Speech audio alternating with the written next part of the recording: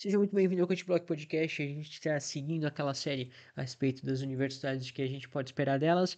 E hoje a gente vai falar da principal, ou talvez a mais badalada candidata ao título nacional, Ohio State.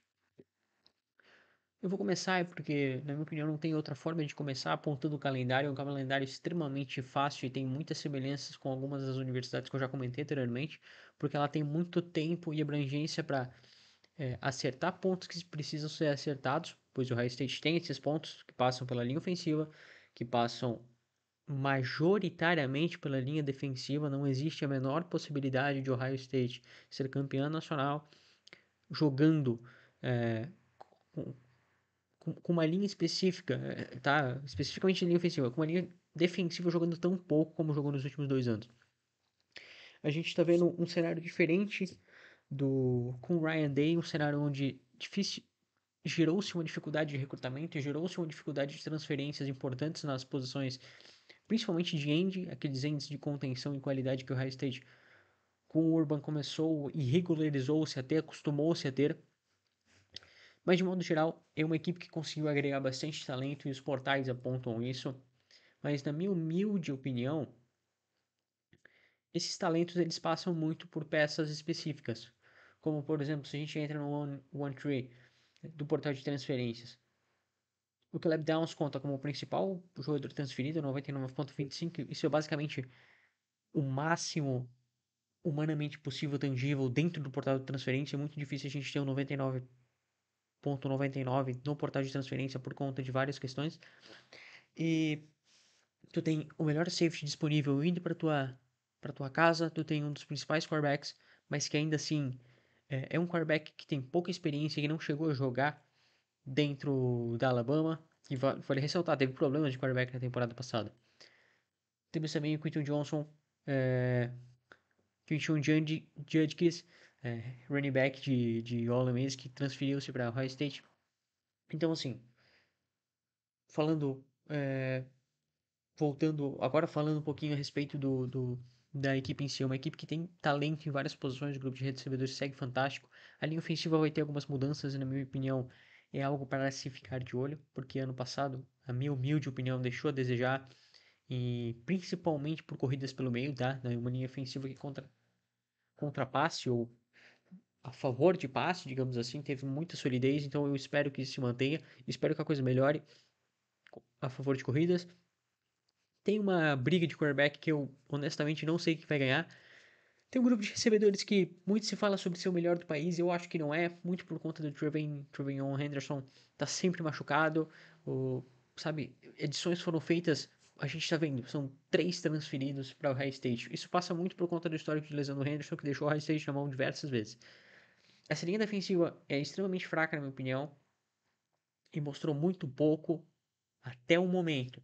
Até o momento, vale destacar isso.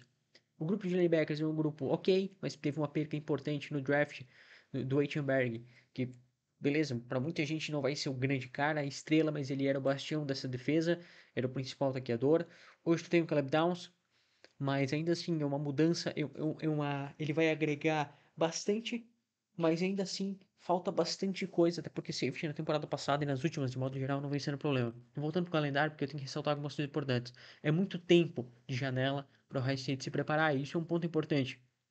O primeiro jogo realmente difícil que ele vai ter é contra o Oregon no dia 12 de outubro, na casa de Oregon. É um jogo extremamente difícil que vai ditar o ritmo da temporada. Por quê? Se tu não conseguir pressionar a linha ofensiva de Oregon, ou se a tua linha defensiva jogar que jogou ano passado, o High State vai sim perder esse jogo, tá? Isso é uma coisa muito óbvia pra mim. Por quê? Porque o Oregon tem uma linha ofensiva que ela é critério de média. Se tu tem uma linha defensiva que não consegue pressionar a linha ofensiva de Oregon, tu vai estar abaixo dessa média. E se tu consegue, tu vai estar relativamente acima da média.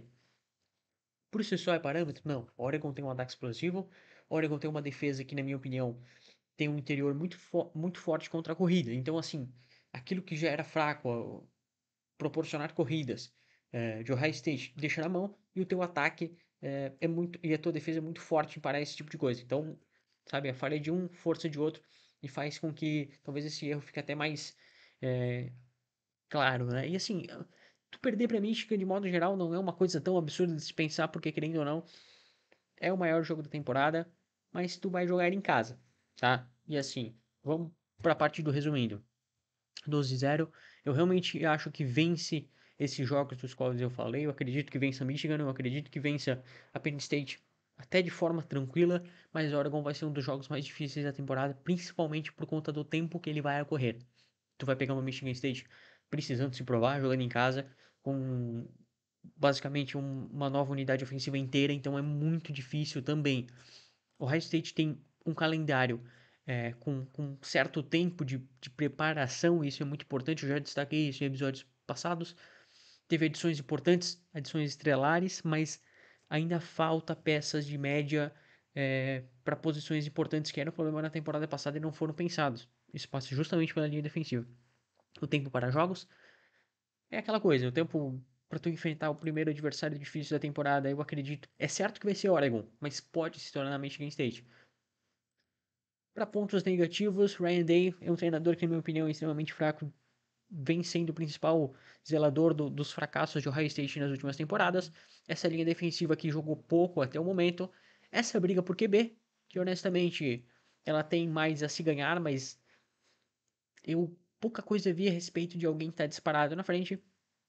E muitas estrelas, pouca consistência. Isso passa por edições estelares do Caleb Downs, mas a falta de algumas posições importantes como linebacker, o sucessor do Etienberg, eu acredito que não veio. Eu acredito que não veio também um cara para jogar pelas pontas no sentido de contenção, porque o JT não é esse cara. Muita gente aponta ele como sendo esse cara, mas ele não é esse cara na linha defensiva. E tudo com relação ao Ohio State fora dos playoffs do Campeonato Nacional é uma decepção. Então, assim, eu acredito que vai ser muito forte. Se tu perde para Oregon, acabou o sonho. O Ryan Day na rua no final da temporada, mas tudo que não seja uma disputa extremamente competitiva pelo Nacional vai ser uma grande decepção. Esse foi o episódio de hoje e a gente está de volta na próxima falando também de college futebol.